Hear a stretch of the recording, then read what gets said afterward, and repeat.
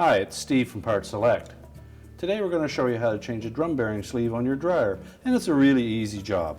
All we're going to need is a number 2 Phillips and a number 2 square head screwdriver, a small flat blade screwdriver, and a pair of needle nose pliers. Let me show you how we do it. Now before we begin this repair, since we will be working around some electrical circuits, we will need to disconnect power to the dryer. So if it has a cord on it, simply unplug it from the receptacle. And if it's a hardwired dryer, we'll need to locate the breaker or fuse panel and disconnect the power there. Now on this front load model, we are going to need to remove the back cover from the control panel first. It's held in place with 3 Phillips screws. We'll just set that aside. Next, we'll remove 2 longer screws that hold the top panel in place, and you can use your number 2 square head screwdriver for those. And we'll set those aside. And we can lift up on the front of that top panel, just pull it forward and lift it off. Next, we're going to remove 2 screws that secure the console to the cabinet. And again, the number 2 square head screwdriver will work for those. So we're just going to lift up on that whole assembly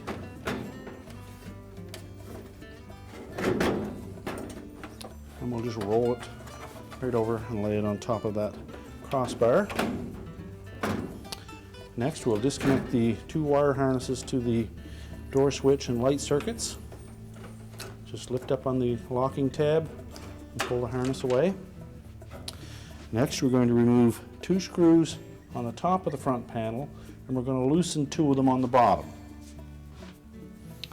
And we'll use the number 2 square head.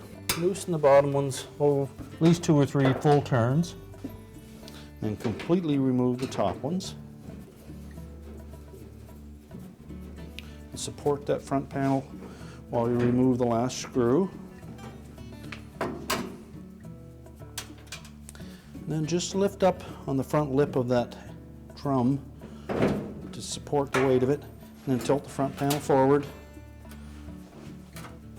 And then lift it off of the screws on the bottom. There's 2 slotted areas on the outside edges of that front panel that will slide down over those 2 screws.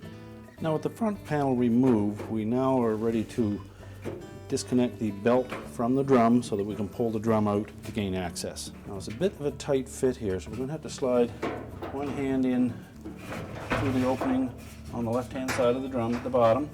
You can lift up on the drum, you'll be pushing against the tension of the belt, but once you've got your hand in there, you'll feel the idler along that side and the belt that rolls over the top of it and down underneath onto the motor pulley.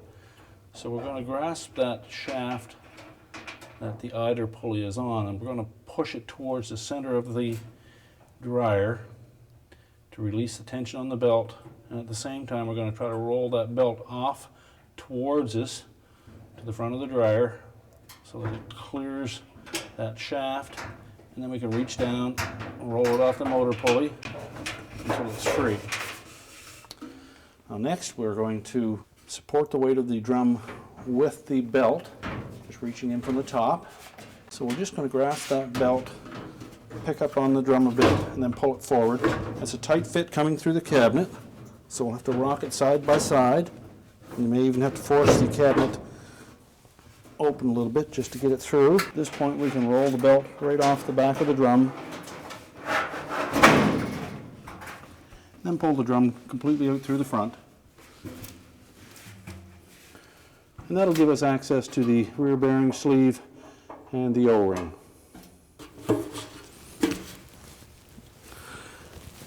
Now to replace the bearing sleeve, we'll take our flat blade screwdriver and we're going to get in underneath the edge of this retaining O-ring, if it's still in place, and just force it out enough that we can roll it up out of the groove and off the end of the shaft. And you should probably replace that at the same time that you replace the bearing. Simply slide the old bearing off and discard it. Make sure the shaft is not scored. We'll slide our new bearing into place. Install the O-ring.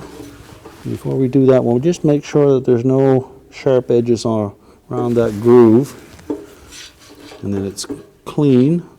Then we'll roll that O-ring into position. And now we're ready to reinstall the drum.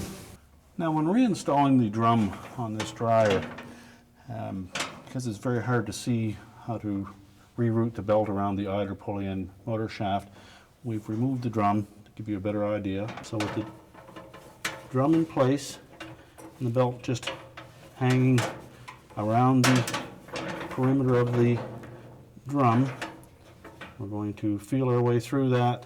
We're going to pull that belt up over top of the idler, and we're going to pull it down, pulling tension on that idler towards the center so that we can roll the belt around the motor pulley and let the tension hold it in place. Now we'll start by just inserting the back of the drum into the cabinet. You may need to wiggle it through that opening because it's a bit snug. Now the belt is going to ride in the groove towards the back, so once we get it back part way, we can take that belt, we'll drape it right around the drum. We'll keep the groove side of the belt against the drum and get it roughly into position. And we can use that belt to lift the drum as we push it back into place. Then we'll want to center it up so that the bearing and shaft line up with the bearing receptacle on the back panel.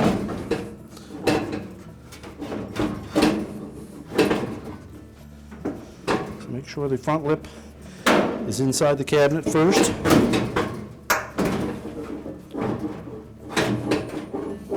Then we'll just carefully lift it, center it up. And once we've got both lips of that drum inside the cabinet, we'll line up that rear bearing, make sure it's fully inserted. Again, we'll verify that we've got the belt in the proper groove. And then we're going to reach in on this left side while holding up on the drum just to give yourself enough room to get your arm in there. And once we feel that belt, we'll pull it forward of the idler, form a loop in it, and roll it over top of the idler. And then we're going to force that loop down onto the motor pulley. So we may need to lift up on that drum, and then we'll also have to push over on that idler arm against the tension of the spring, and that'll give us the extra length in the belt that we need to roll it onto the motor pulley. Now if you find that difficult, you can roll it onto the motor pulley first and then pull it up around and over top of the idler pulley, but you will again need to put tension on that idler pulley, pushing it towards the center of the dryer, making sure that the belt that runs down on the left-hand side is already to the left of the idler. It's the portion of the belt that comes underneath the drum that we need to roll around the front of the idler and up into place. Now if you have difficulty doing that with just one hand, you can slide another hand in through under the center, reach over, then you can hold that idler with one hand and use your other one to roll the belt up onto the pulley just by feel. We want to make sure that we have the groove side of the belt against the motor pulley and against the drum. The flat side of the belt will be across the top of the idler pulley. Carefully pull both your hands back out, and then we're going to verify that we've got that belt still in the proper position. And you can rotate it gently to line that belt up. You should see the lower wheel turning as you rotate the drum. Now give it a couple of full turns just to make sure that everything is in position. Check the belt. It's lined up properly. We can now go ahead and put the front panel on. Now to reinstall the front panel, we're going to sit the front panel in position, lining up those two slots with the screws on the bottom, and tilt it into place, and then we'll lift up on that drum to allow it to go in fully. Then we'll line up the slots on the side with the openings in the cabinet, and then replace the two screws. Next we'll tighten the two screws on the bottom. Next we'll reconnect the wire harnesses. Make sure that the locking tabs engage, and then we can rotate that console. Then we're going to line up these tabs to catch over the edge of the top and the front panel. So viewing that from the back, we'll make sure that they slide down and engage those. And then we can reinstall the 2 screws to hold it in place. Next, we'll reinstall the top panel. We want to make sure that the 2 slotted openings at the back of that top panel engage 2 tabs right at the rear of the cabinet. So just line those up, push them back into place, and make sure they're engaged and that they won't lift up. And then we can install the 2 screws on the front. Next, we'll install that cover on the back of the control panel. Now we're ready to reconnect the power, and our repair is complete. I told you it was an easy job. Thanks for watching, and good luck with your repair.